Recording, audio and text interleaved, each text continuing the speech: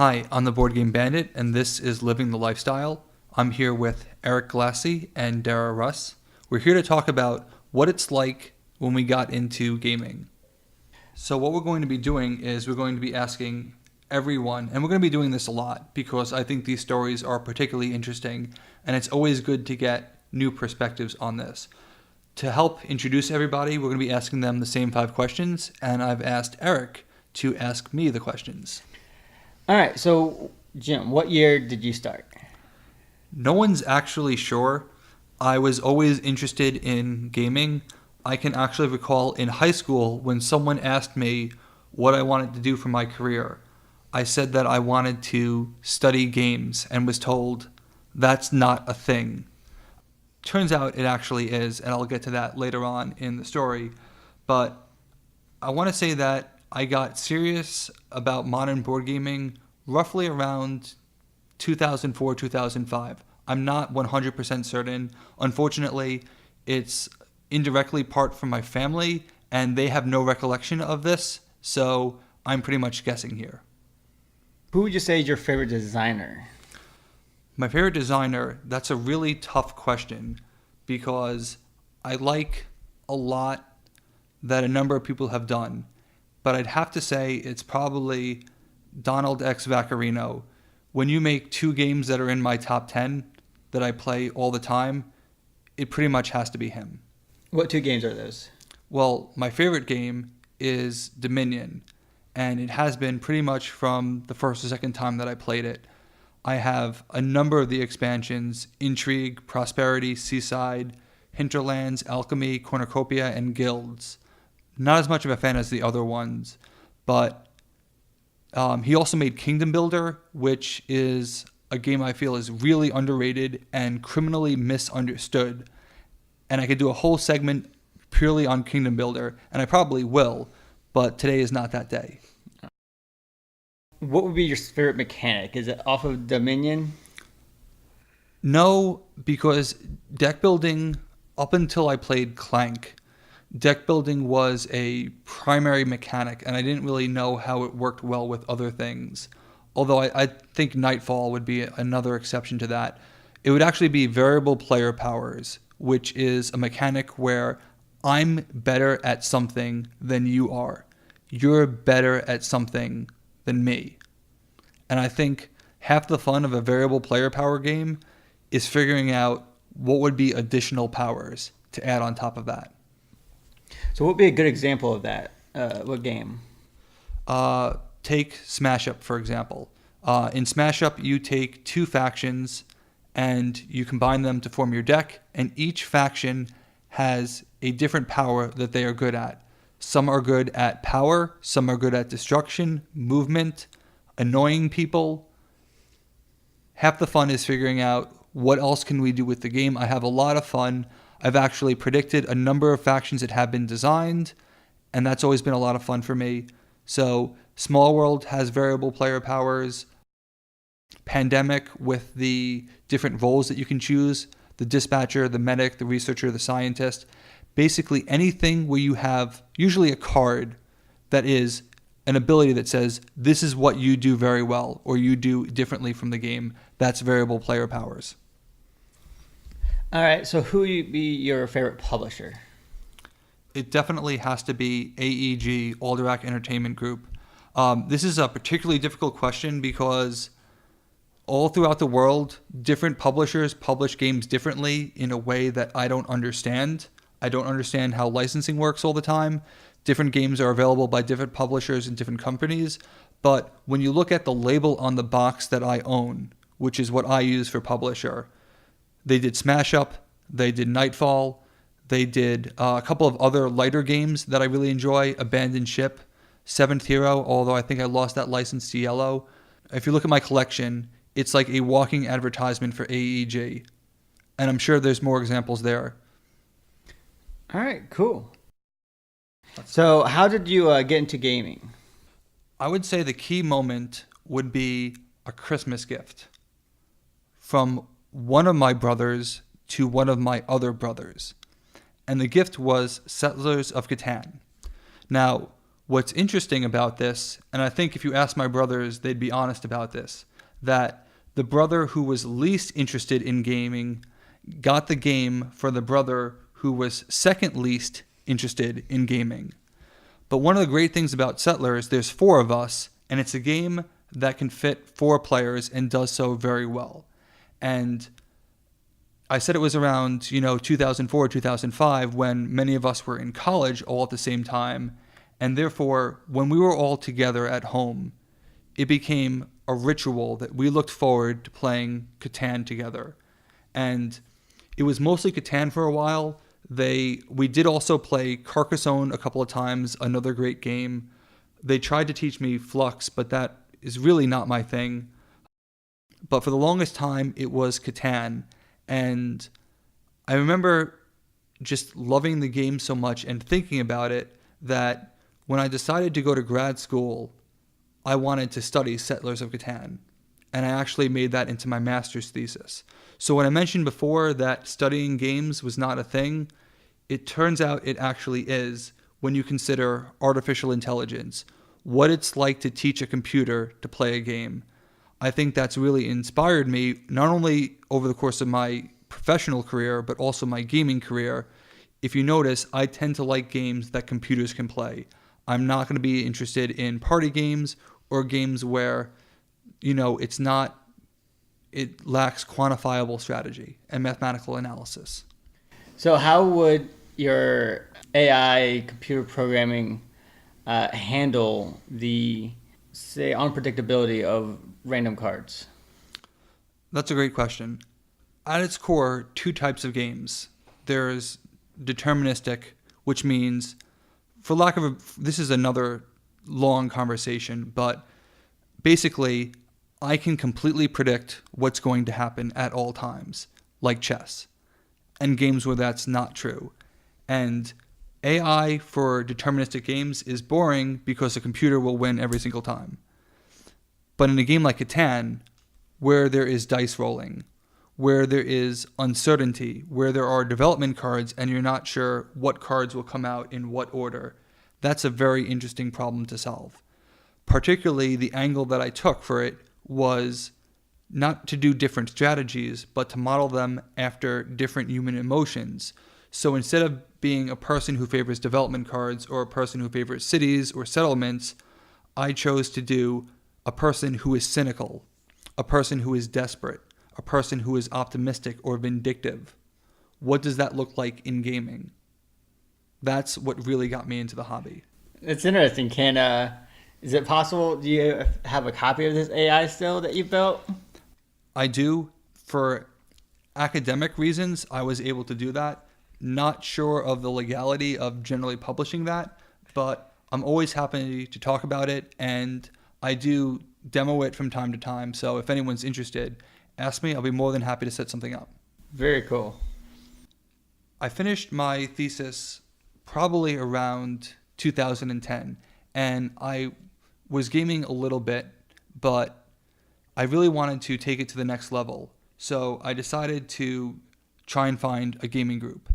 And I remember going to a meetup group at a local bar, and I don't really go to bars very often, so I felt out of my element, but I went anyway, and the game that I was going to play, because I didn't bring anything, I wanted to go based on what other people had, was oddly enough Apples to Apples, which is not even a game I own. It's a game that, without trying, I have actually scored 0 points in Apples to Apples. If you want to talk about a game that a computer really should not play because it's so subjective to the person's individual personality, it's Apples to Apples.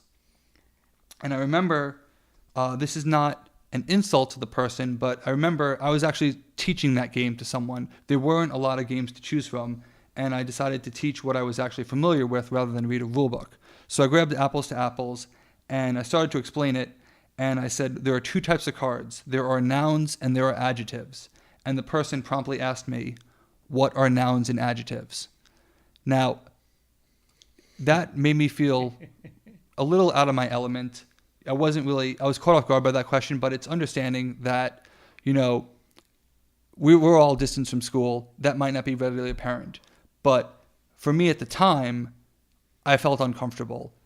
But I played apples to apples and stuck around for a little bit and then left. And I didn't think I was going to go back. But I'm very glad that I did, because the game night was organized by a bartender who I became friends with. And it's really interesting. Do not play games with a bartender, because particularly if it's a game like Catan where everybody is involved in every turn, you are asking for downtime. But she brought a game the second time called Cartagena, a game that was actually my first modern purchase because I enjoyed it so much. Very simple to play, very simple to explain. There's a lot there. It's a racing game where you're trying to get your 6 pirates to the end of the ship. And it's a great bartender game because they could take their turn and leave. And so everybody can take their turn, and then they just come take their turn very quickly and come back, as opposed to a game like Catan.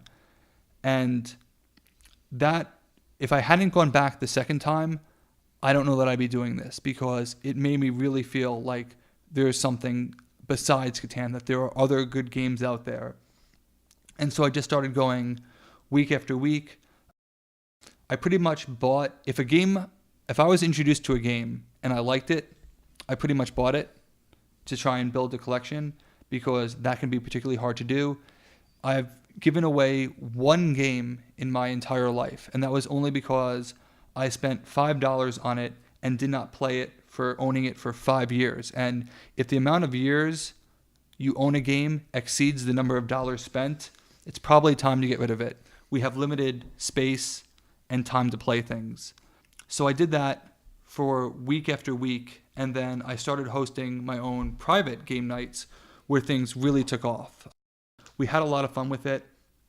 I would invite pretty much anyone I knew to try and indoctrinate them into the hobby, and I would bribe them with pizza. The first night, we had 24 people, which is a really bad idea, but it was very successful. People had an absolute blast. They had no experience with gaming, most of them. It was just something that I wanted to do, and it became a ritual. The second one that we did, some people were out of town. We still had about 20 people.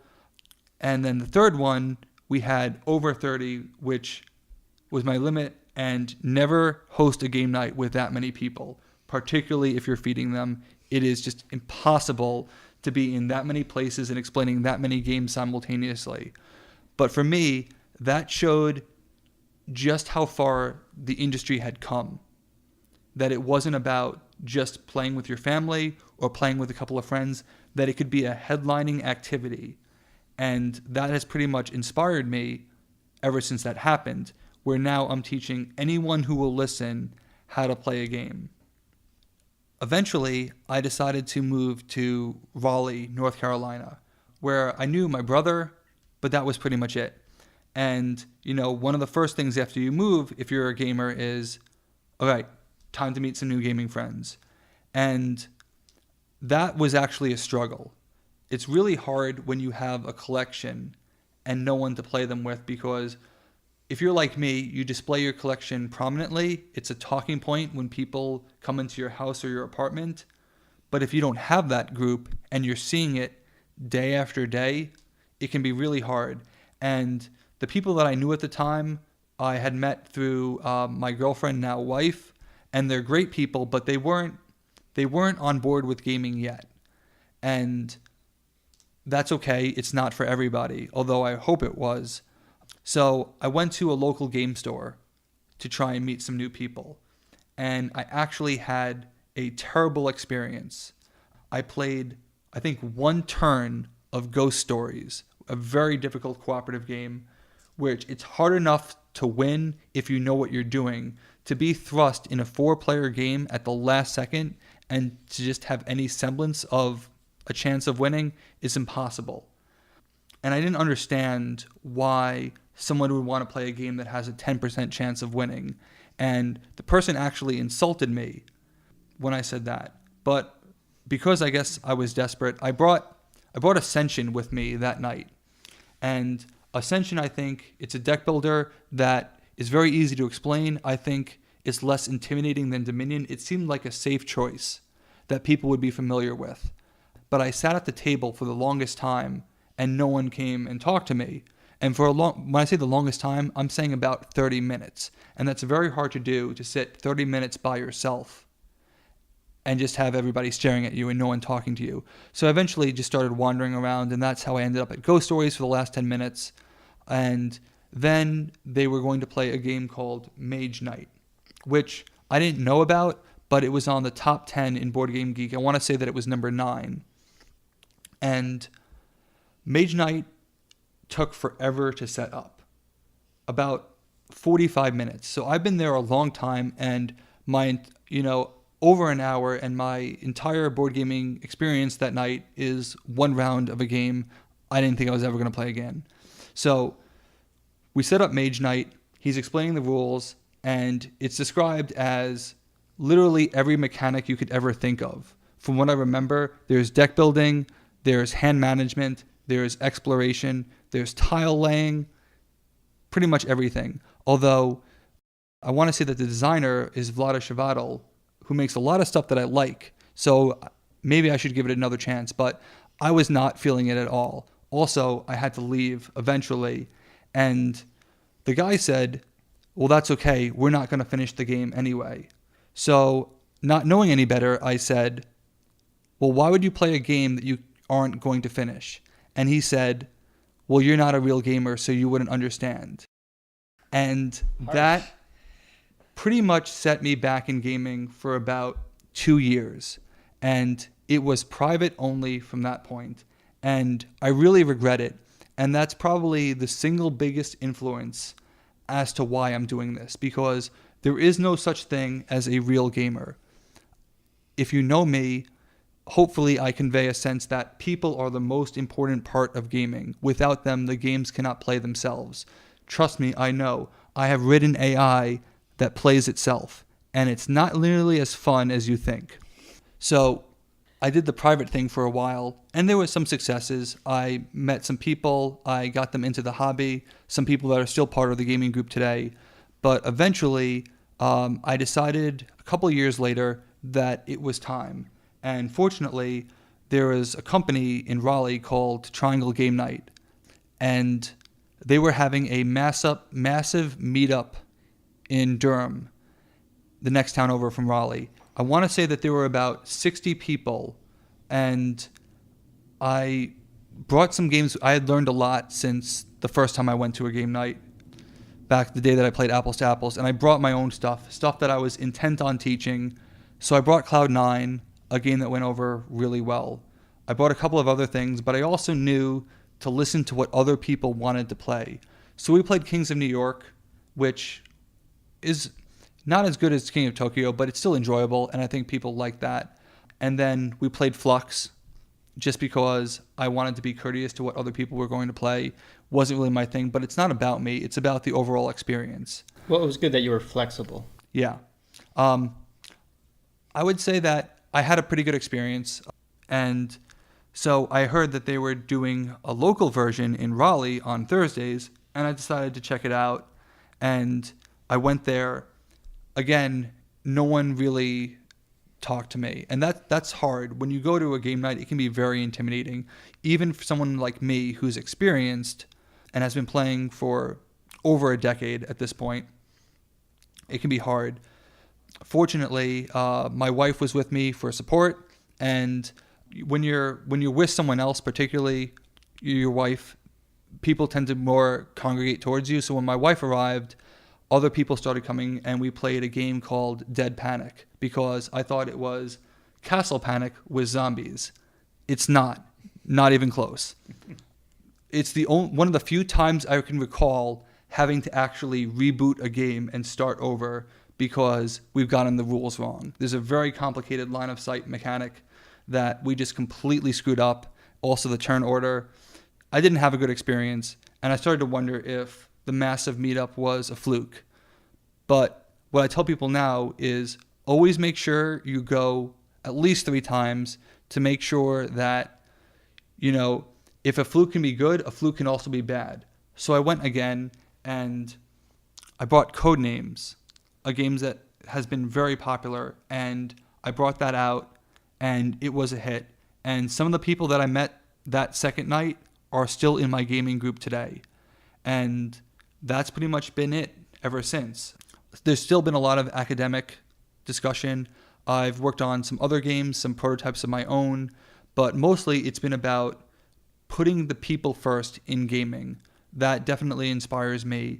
And for anyone who will listen, I'm more than happy to talk about the mathematical aspect of games. I do it all the time. It's since spread to work, where we do what I call Teamwork Tuesday and Fun Friday. Teamwork Tuesday was mostly cooperative games and team building exercises, but there's only so many of those in existence before they all start to feel the same. So eventually it became just Fun Friday, Tuesday edition. We did have Treachery Thursday, where we would play games with backstabbing and lying to each other, but I feel like that could endanger the workplace. actually people had a lot of fun with it. Treachery Thursday was very popular. Unfortunately, I have other things I would need to do, particularly things like this during lunch. So for my own sanity, I had to put temporary Treachery Thursday on hold. So I've gotten a number of people at work into gaming. And the thing about that is a lot of times people are resistant to try something for reasons I'm not sure I really understand. Maybe they just have a bad perception of what gaming is.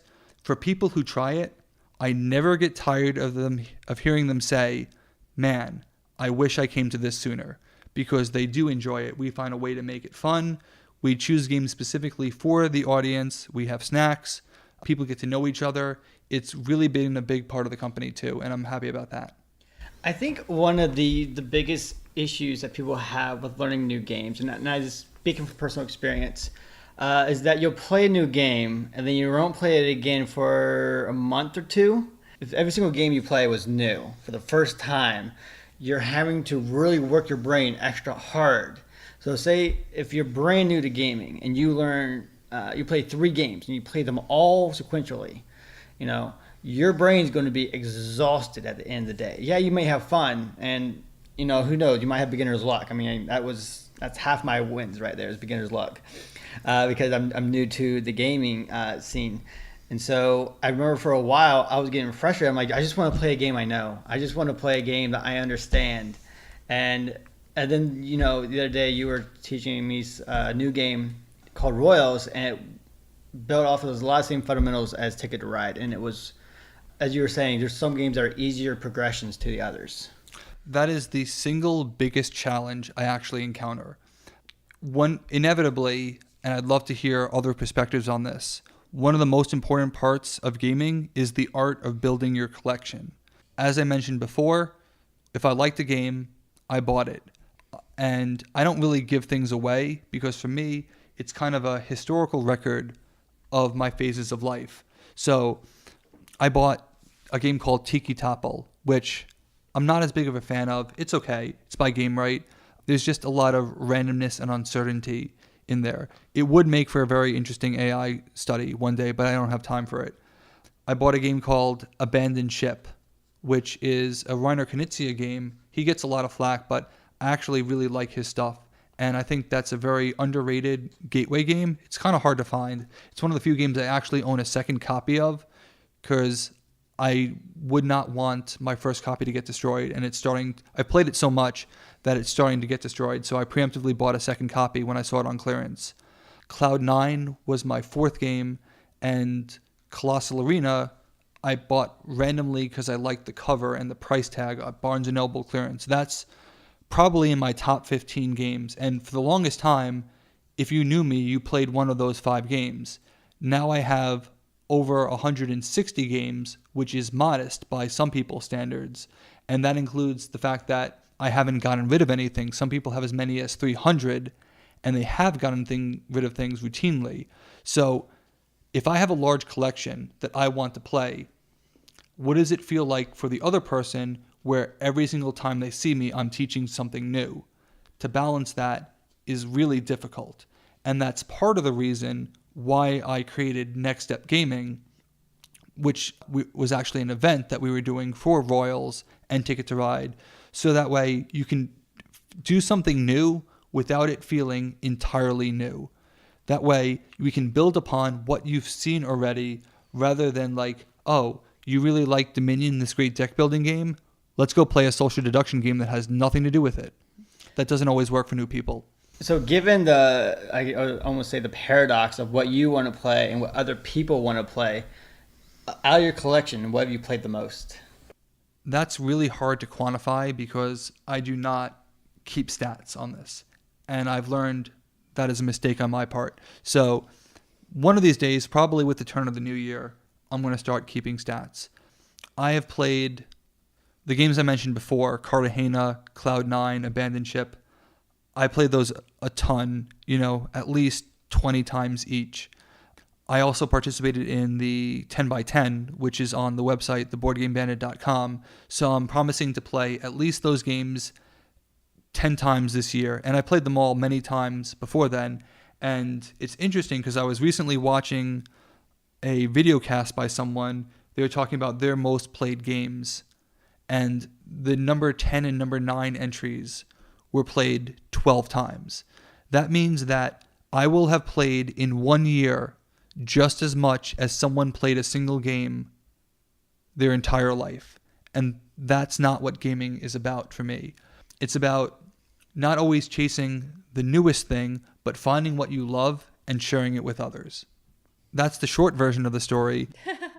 There's a lot, and we'll be doing this fairly regularly, and I'm sure the story will, evolve, and I'll talk more and more about my experiences. But the single biggest takeaway is that gaming for me is a way to challenge myself intellectually. As a software engineer, it's a natural extension of what I do at work, particularly when I studied AI. Although I don't use AI professionally, it's very much my primary programming interest. And it's also a way to connect with people. Anything else you'd like to know? Not at the moment, no. It kind of covers the bases. Okay, so now I'm going to ask you the same questions. About what year did you get into modern board gaming? So modern board gaming is defined as in not Monopoly or Risk, correct? Exactly. Wow, I got some funny stories about that. My brother and I used to, we used to modify Monopoly back when we were kids. We would give each other roles. Like my one brother would be the banker, one brother would be the real estate agent, and the third one would do, I forget what the third one did. But basically, like when you bought property, you give money to that player instead of to the bank. And there were just different rules that we did to modify the game to make it more interesting. Because we didn't know anything about, modern board gaming. We didn't have any access. The interesting thing about Monopoly is that every edition has different rules. There probably is some edition where that actually is the rule. I don't hate Monopoly as much as other people. I value what it's done for gaming. It has a lot of value in being ubiquitous, but just standardize the rules. What does free parking mean? What does it mean to land on go? That's my problem with Monopoly. Yeah, where's the max tax money go to? In the middle or to the bank? Because it's supposed to go in the middle. Yeah. Yeah, it would fluctuate. It would be different rules, yeah.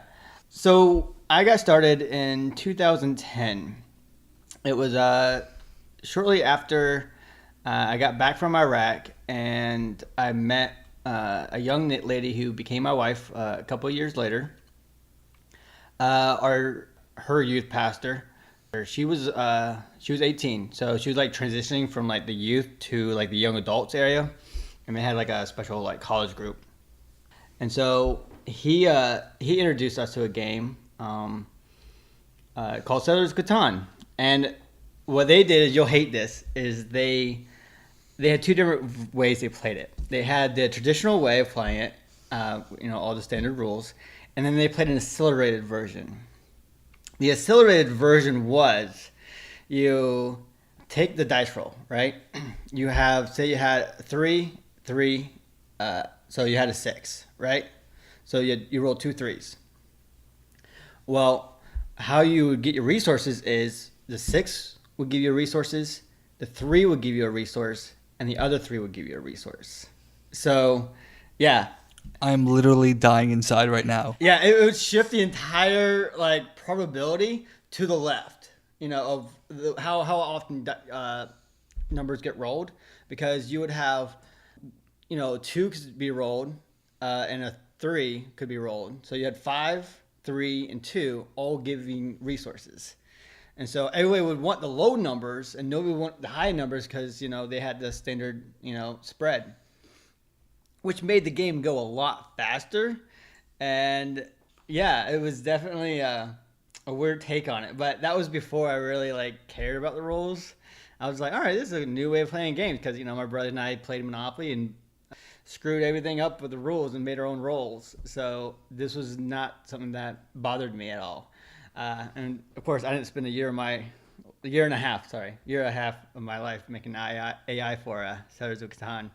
My wife and I got married in 2012, and they gave us a copy of Settlers of Catan, which I actually had some friends that we played the expanded version, so up to 6. I know you don't do expansions, but we did, and it was very interesting. So after that, we went to Colorado. And for there, we had the same struggle. We went around trying to find people to mesh with.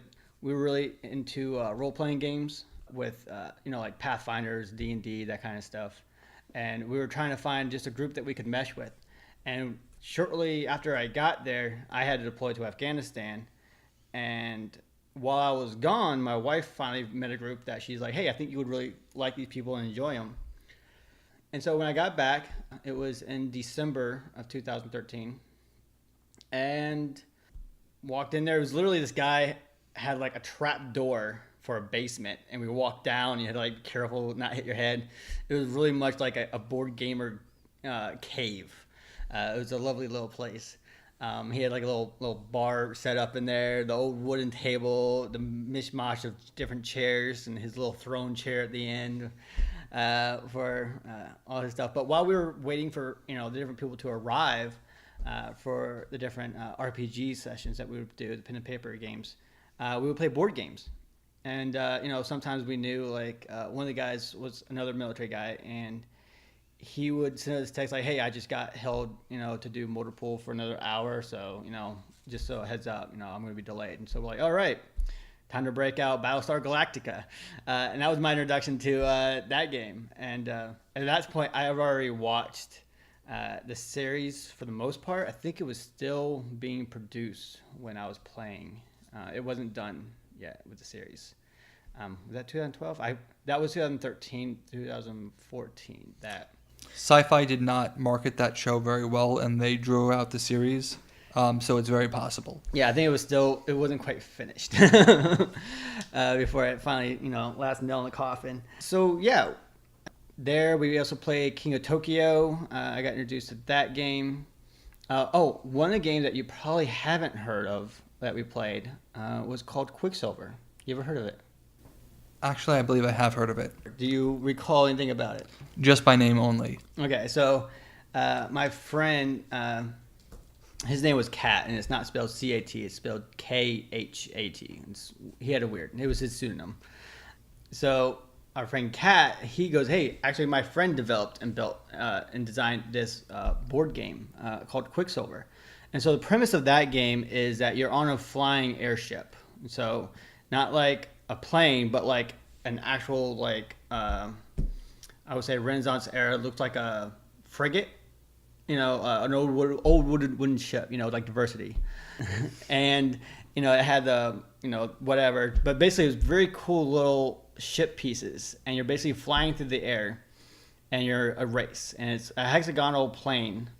And it has different, mountains in the area. And you had different buoys that you had to go around as part of the race. And, of course, you can shoot each other. You can ram into each other and cause damage and do stuff like that. But you had to do it outside of the view of the queen, who was at the start line. So once you got so far from her, or so many turns after the start, then you could hit and cause chaos to each other, and that was a really interesting game. But yeah, earlier you were mentioning how you hate apples to apples, and how it's a social deduction game that just is very subjective and it has no quantifiable aspects for AI. To clarify, I don't enjoy playing apples to apples, but I do value what it tries to do. Any game, and this is something that I had to mature on, even its adult version, Cards Against Humanity. Any game that puts people closer to playing board games, I appreciate the value that they do. It's better that they do something in that regard than to believe that gaming is stupid. So I know many people who enjoy apples to apples, and with the right group, people I know, I might consider playing it, but I don't consider it to be representative of the industry as a whole. My buddy Clint, he was another one of the military guys. He absolutely hated apples to apples, and he did a test. He's like, "Look, I don't even look at my cards. He'll just take his cards, and he'll just put the top one, kind of like Bonanza. Yeah, Bonanza, where you just put in your left on the right, and you pull from your left, and you plant it. He would just do that with the cards he would get. He would just slowly rotate through the cards and just not even look at it. And so we all had to memorize what we played. So if nobody claimed the card, it went to Clint, and Clint would win like every time. And it was just like, how? That's not even. He's like, I'm not even looking, and he'll just be in the bar making some drinks and while we're playing, he'll just grab the top one, toss it in, like that's my card. He hated it because he's like, it's so subjective, it doesn't even matter because you're limited by the cards you have. If you could write down what people could say without people knowing that you said it, it will probably make it a little bit more social induction, because then you're actually having to think of it and be creative instead of pulling from a small selection. One of the last games that I played there was a very good game that I liked. It was Super Dungeon Explorers. Have you ever heard of it? There's a lot of games that have a very similar sounding title, so particularly with the word dungeon in it. Yeah. But I believe I've heard of it. So how that works is you have 3 or 4 different maps, tiles that you put down, and it's basically a cooperative with a single person who's the bad guy. And so you have what we call Game Master, GM, who would be in charge of the bad guys. He would spawn all the characters, and he'll fight against everybody else who's working cooperatively. And then you have characters that have different abilities. They have maybe more movement, maybe more speed, and they have a special ability. And you'll run around the dungeon trying to kill creatures, gather loot, and eventually beat the boss. It's very interesting. Like, how the character cards looked was very beautiful. It was very reminiscent to the old Nintendo NES game console, where it had like the movement was the D-pad, and then you had your movement, your A and B for your abilities. It was very, very beautifully designed game, and I liked it. Super Dungeon Explorer also sounds like it would be a Super Nintendo game, because you had like Castlevania for Nintendo, and then when it came out for SNES, it was Super Castlevania. So I totally get that. And then who's Super Smash Brothers? That's N64 game. That's N64. Okay, but it's still Nintendo. Yes. So yeah, definitely the same. It's gotta be super mentality. And then after Colorado, I left the military and I moved back here to be near my family in North Carolina, and moved out to Raleigh. 2015. There, I met you through my brother. We went to a lot of your board gaming, and that's where I started learning the breadth of how many games there are in the industry. How, like, my friend had a whole cabinet full of games, but I mean, you have several cabinets of games, as I helped you move them all once. Thank you for that. So the interesting thing for me is that, two people, different backgrounds professionally, different areas of the country.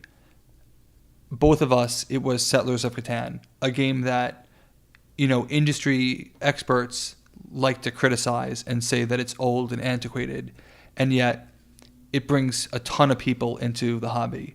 Maybe they should play the accelerated version. I just saw Jim, like, the light fade from his eyes. He, like, died on the inside. I want to ask a couple of questions just so that we can get to know you. So, what is your favorite game? So, my favorite game is kind of split between two. And the reason why is because one's a lot harder to explain than the other. So my favorite game is Nightfall, followed closely by, I'm going to say this wrong, Uchronia. Really? I've taught you both of those games. Yes, you did. So Nightfall is a very engaging game, and I love the mechanic. And I would say that's probably my favorite mechanic right there. Because that was going to be one of my follow-up questions, but go on. So the mechanic is you have a color in the top left corner with two potential kicker colors, or tag-along colors, I should say. Kicker is actually another term that's used in the game for when you match the base color with what you have, and it kind of like gives your a card a special ability, or I almost want to say a critical hit in this ability. It's a very hard game to teach. That's actually the second game that I've had to reboot. My friends and I still laugh about the time that we tried to... You need someone to teach you how to play Nightfall because you will get it wrong the first time. And I definitely did. So I understand what you're saying. The other game, Uchronia, the second game, is kind of a engine building game where you have actions where you can pull from a certain pile, you can create, trade, you can do different activities basically to build buildings that will lead to victory. It's a very engine based, and you can build your engine different ways, and I like that aspect. So not everybody's tied to the same way of how to build, and then the different unique buildings provide a different randomness to it, so it's not monotonous every time.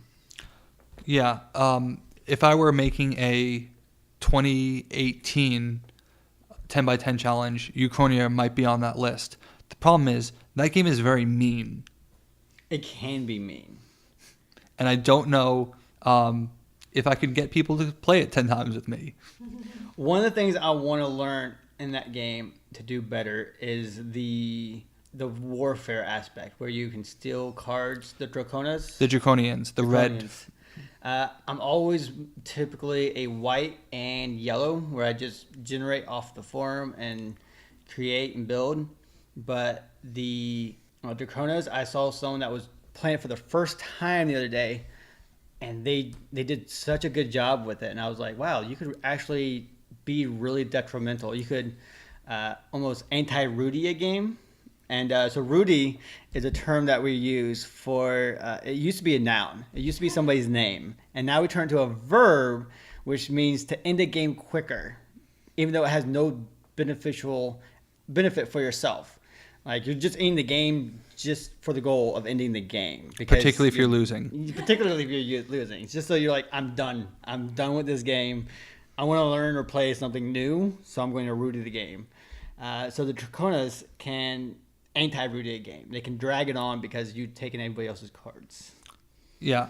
The thing that I find interesting of Uchronia is that there are 5 colors, and they are all very important and pretty well balanced, but the buildings that you get don't always enhance the color of the building.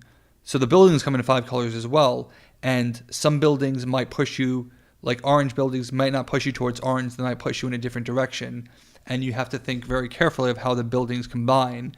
And there's also an element of this is not very good for me, but I cannot let you get this building, so I'm going to take it from you, just so that you can't have it. Even if you don't plan on building it, you can just put it in your queue. Exactly.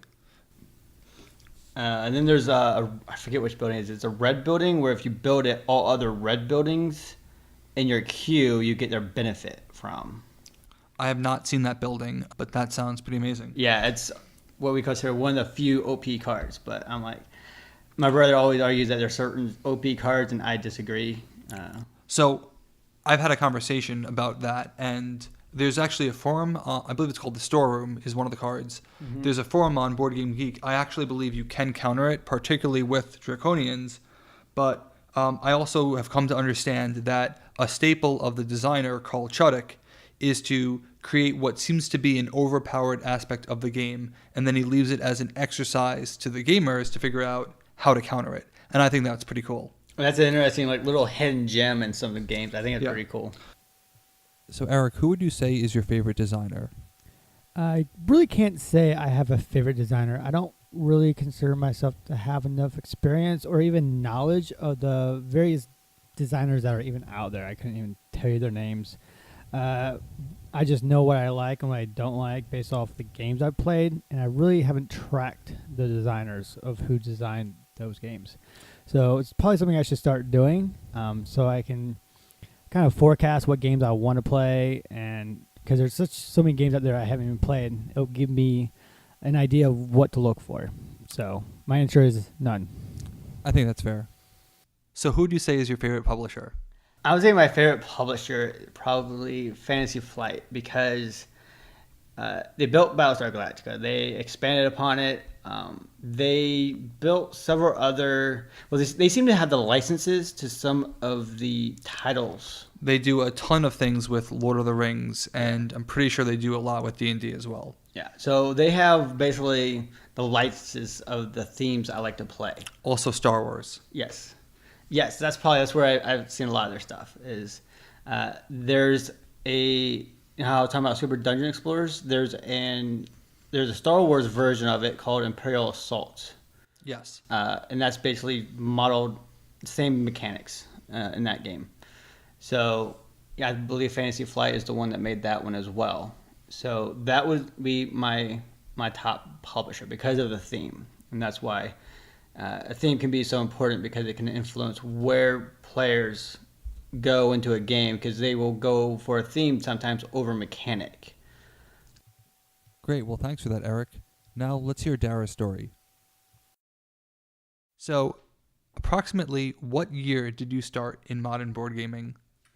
It's no approximate about it because I log my things on Board Game Stats. The first time that I played a hobby game was in 2013, but I wouldn't say that I really got into the hobby until about a year later. Really? 2014? You have a lot of domain knowledge about it, so you must have come a long way in a very short time. I'm a very obsessive personality. So what would you say is your favorite game? Definitely Pandemic, or you could say Pandemic Legacy if you want to spice it up a little bit, because the two are different experiences. Pandemic, spoiler alert, is kind of what got me into the hobby. So I tried and true kind of stick to what I love, but it's a title that continues to expand the boundaries, even though it's a well-established kind of gateway game. What they did with Pandemic Legacy is just like mind-blowing. I can't wait for season 2. Do you have a particular expansion of Pandemic that you like?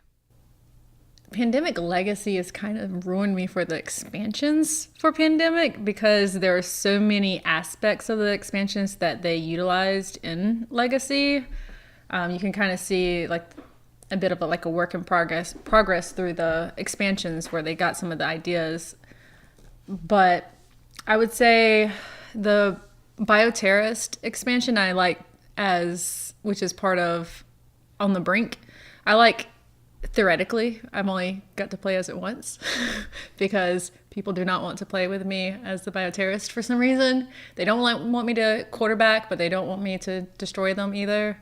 And I feel a little robbed because I wasn't sure when I did play as Bioterrorist if I could take full credit or if the game just handed the win to me. What about some of the spin-offs? Do you like the Cthulhu Edition, Iberia, Pandemic the Cure? I'm sad to say I do not like The Cure. Pandemic The Cure, I like the band The Cure. I don't like Pandemic The Cure, but I want to like it, so I'm going to try it again. I own all of the things, all of the Pandemic things. The Cure, I like the idea of making it into a dice game that can introduce people into the system of Pandemic, into that world. But I cannot think of very many instances where I would choose to play a dice version of Pandemic over Pandemic itself. So I've gotten very few plays of it. As far as the Cthulhu themed one, it's one that's popular with my friends. It's easy to bring them to the table with that theme. It's a little more random for me, so I'm not as into it, but I haven't played it on the more difficult settings yet. And I really love Pandemic Iberia because I think it's still pushing the boundaries of the mechanics in a way that is impressive, that they managed to do that after Legacy, that they're not just rehashing the same things, that it was a little more inventive, in my opinion. So Dara, the Legacy, how does the mechanics in that change? Because Spoiler alert, can't tell really? you. I'm just kidding. So Pandemic Legacy is the same base game where you're still working to cure 4 diseases, but there's a storyline. In game, it lasts 12 months, so the maximum you can play this game, if you're very bad at it, is 24 times with one game. I have played several campaigns of it, but you can play a month once. If you fail at that mission for that month, you can play it again. If you fail the second time, you move on to the next month. So there's a very limited number of times you can play. As you're going, the story progresses, your characters progress, they build relationships with each other, they can die, and it's just a beautiful thing to watch your friend have to tear up their character and never see it again. That's really interesting. Do you have a favorite designer? Like Eric, I'm still working on this. I kind of stick to the same favorites for a while, so I want to make sure that I'm fully informed before I commit. What about a favorite mechanic? Cooperative games, mostly because I try to, I don't think I'm a competitive person, but games sometimes bring out that in me, and people tell me that I'm competitive, and I get a little more aggressive than is probably polite. So co-op games can kind of manage that for me. So, but going off of co-op, my wife loves co-op because she hates how competitive I am with games. So I can see that. what, besides Pandemic, would you recommend as a good cooperative game? Oh, this is good because I wanted to chime in to defend Ghost Stories earlier. I wanted to defend Ghost Stories because it is a great game. So I've actually played Ghost Stories since that fateful night. I played it from the beginning, from start to finish, and we won. So I'm 1 for 1. I will probably never play again because I'll probably never win again, but I actually really enjoyed the experience, and I felt like it was a true team effort. I really like Ghost Stories because it challenges me. If you don't mind difficulty, you should definitely give Ghost Stories a try. I have won it. We've only played it 3 times, I think, and we won it 2 of the 3 times.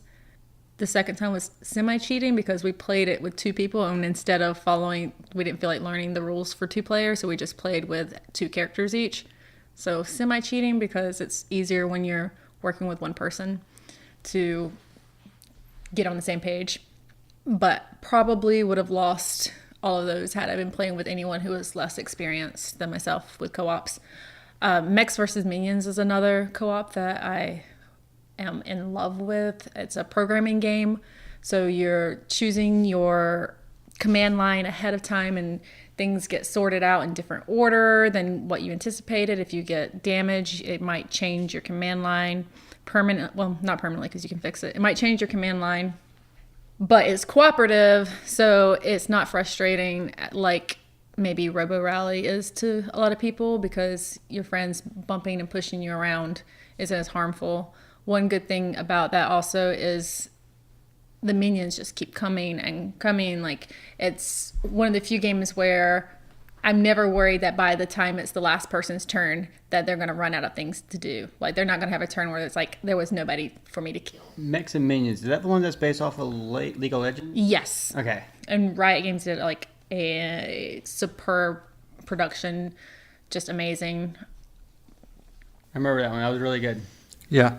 Because that one kind of prevented you from quarterbacking too much. Oh, yes, it does, because you don't have time to think about what other people are doing, especially after the first game, I believe it is. You implement a timer when you're drafting your cards, so then it's really a rush.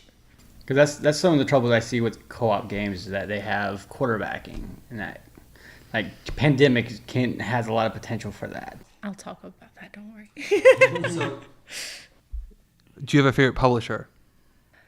I would say Plaid Hat Games, which might not be obvious for my collection. When you say a favorite publisher, you're probably thinking what games do I have the most of from that publisher, but I think more of like when I see a game coming from this publisher, I'm excited about it, even if it ends up being one that I don't purchase because I'm poor or because I don't have the time to invest in a new game at that moment. I see the games that they put out and the production quality always seems above average. The artwork is always gorgeous, and it seems from the outside it looks like they put a lot into the development of their games, that they focus on a few games and they don't just flood the market. Like, they work on quality over quantity from what I can see. Any examples that stand out to you? Well, I'm playing a campaign finally of Mice and Mystics after it's sat on my shelf for a really long time. But I'm also looking forward to Stuffed Fables, I believe is the one that's coming out. That's supposed to be kind of a spiritual successor of Mice and Mystics, where you'll be playing as toys. It looks pretty awesome art-wise. Theme is different from anything I've seen. A game that I haven't even played is Ashes, but I would like to play it. The CCG part of it. Ashes Rise of the Phoenixborn? Um, That cover art is beautiful, and that's one of those games where there's a lot of them. You need to pick one, and I'm thinking that's going to be the one. Same. It's just very arresting to look at that. It's gorgeous. I've heard nothing but great things. I've watched reviews of it. The LCG part of Ashes is probably the only thing that has kept me from diving into it. It being a limited card game, meaning you're going to continually buy expansions. It's not as bad as a collectible card game such as Magic, but it's still a time investment, a money investment that I haven't made yet. And it just so happens that one of my friends was very keen on playing the Arkham Horror LCG, so that won out between the two for right now, but it's one that I plan to play. Just everything they put out looks gorgeous. I've seen no games of theirs that seem like they weren't well thought out and that they didn't put everything into it. This is the same company that also did Dead of Winter. Yes, and I was just thinking because at Gen Con I demoed the Flick 'em Up Dead of Winter, which was very interesting. They also did Summoner Wars, which is a very interesting 2-player tactical game. So, thank you for that information. Tell us how you got into gaming. So I got into gaming when my dad burned our Monopoly set. What? I'm just kidding. I just wanted to take it to a dark place. That's I mean, awesome. no, he really did burn our Monopoly set, but that didn't endear me to gaming. I had seen gaming like on the fringes and not really paid attention to it. I have, in hindsight, this distinct memory of when I was in college, went to a potluck and a friend brought out Munchkin, and I saw it and the artwork was hideous, and I had never played a hobby game, and I was not going to start then, and I did not. I said, I've got to go walk my dog, and I convinced about 3 other people to go with me to walk my dog, so we just left in the middle of the party, which was very rude in hindsight. I've since then played games with that person and apologized. But the game experience that got me into the hobby was when I was visiting my friend in Florida, my friend Elise. I had a very narrow time frame that I was going to be there, and she had a very narrow time frame on when she was available for us to see each other, and it just so happened to coincide with her weekly game night, which was at Cool Stuff Inc. I can't remember if it was in the Orlando or Winter Park. It doesn't really matter. So I went into the store with her, had a very positive experience as far as the environment of the store goes. It was very well lit, lots of playing space. They didn't have as many games out. I guess they don't really need to because they have warehouses where they just ship you whatever you want. But the way that they had everything displayed was very visual. Like they took the time to make the games all like facing forward so you can see them, instead of some of the other local game stores that don't have the warehouse to do that kind of thing. They're going to have to pack it, and it looks a little more chaotic. But went in there not knowing anyone except for Delise, and she is a very dynamic and beautiful woman. So within a few minutes, we had people offering to play games with us because we came in there with no games, and immediately had people like, hey, would you like to play this? And the first game was Pandemic. And I distinctly remember losing because I didn't get a second turn before we lost. We ran out of yellow cubes. They must not have been very good at that game in hindsight. But we quickly moved on from that and played Small World Underground.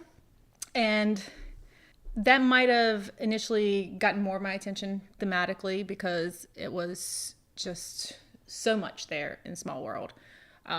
But the mechanic of a cooperative game just wowed me. I had never known that was an option.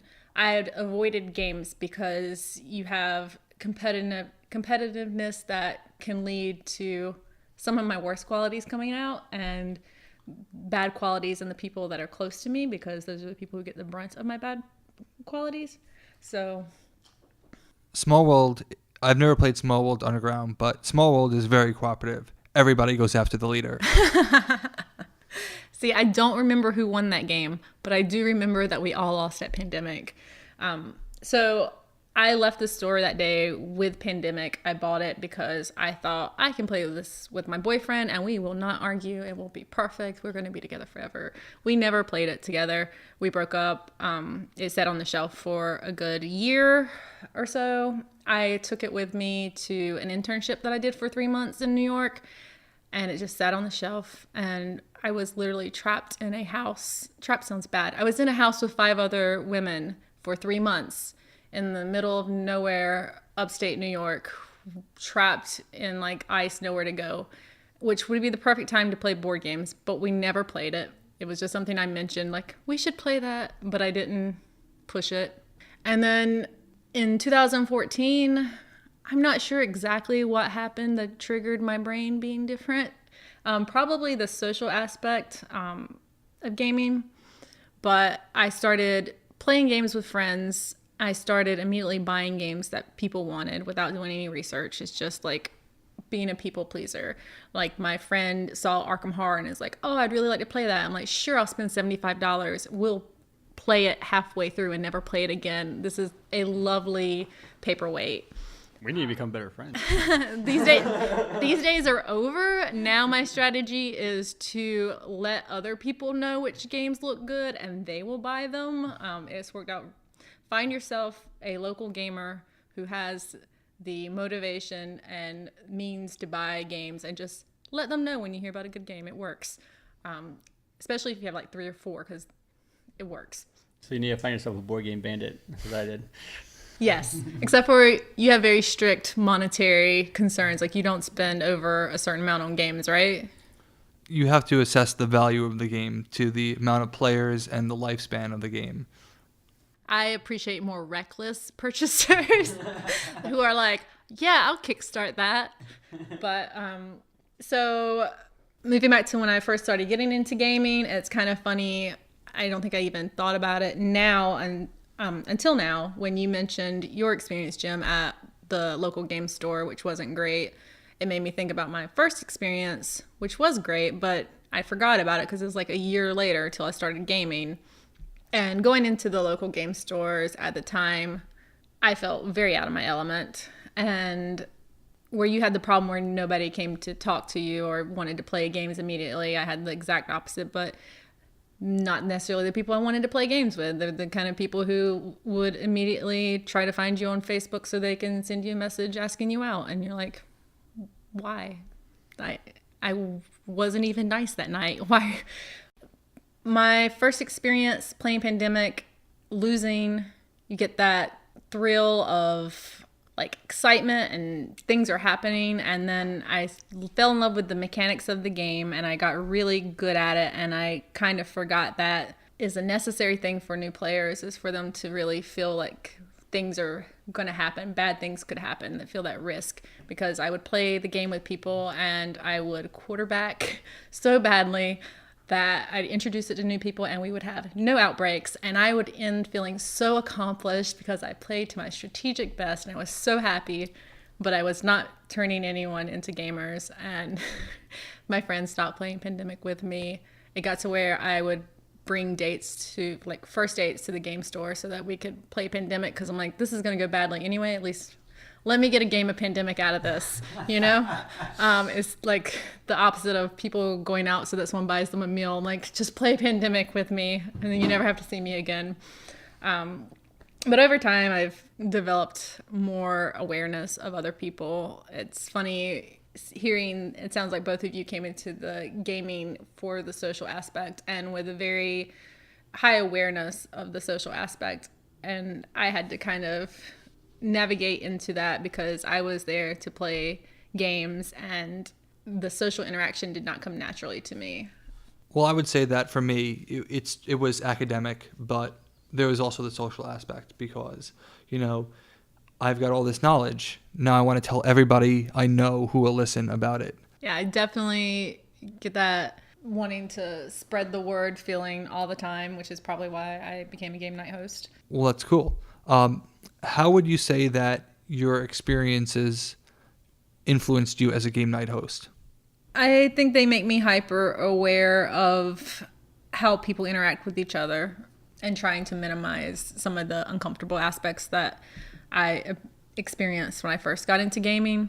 I also am more aware that not everyone is going to be into games. I had a really good period for a while where my friends would play like Firefly and Battlestar Galactica with me, these like 2-3 hour games, and then they all collectively decided to tell me, we don't like long games. We're not going to play anything except for like Betrayal and Munchkin, which I guess was like karma for me walking out of that game of Munchkin because I had to play a lot of Munchkin just to be able to play any kind of game with my friends for a while. And then I started to make gamer friends and started to find more people who were willing to learn about games.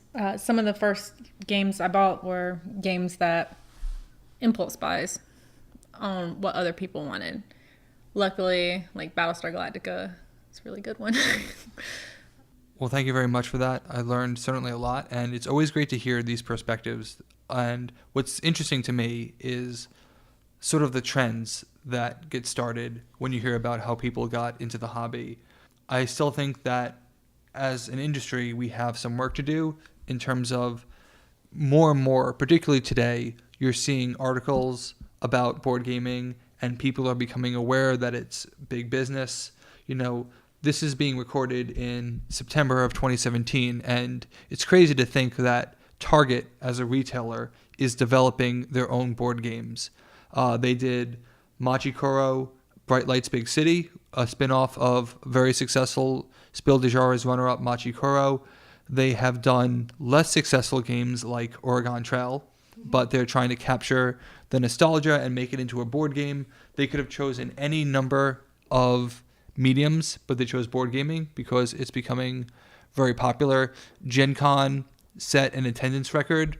Depending on who you read, it might actually be more popular than San Diego Comic-Con, which would make it the most attended convention in the United States, which is pretty amazing. We still need to do a little bit more to promote the hobby. People still think it's a little weird, and it's not. It's wonderful, and very happy to be doing this. So thank you both for coming today.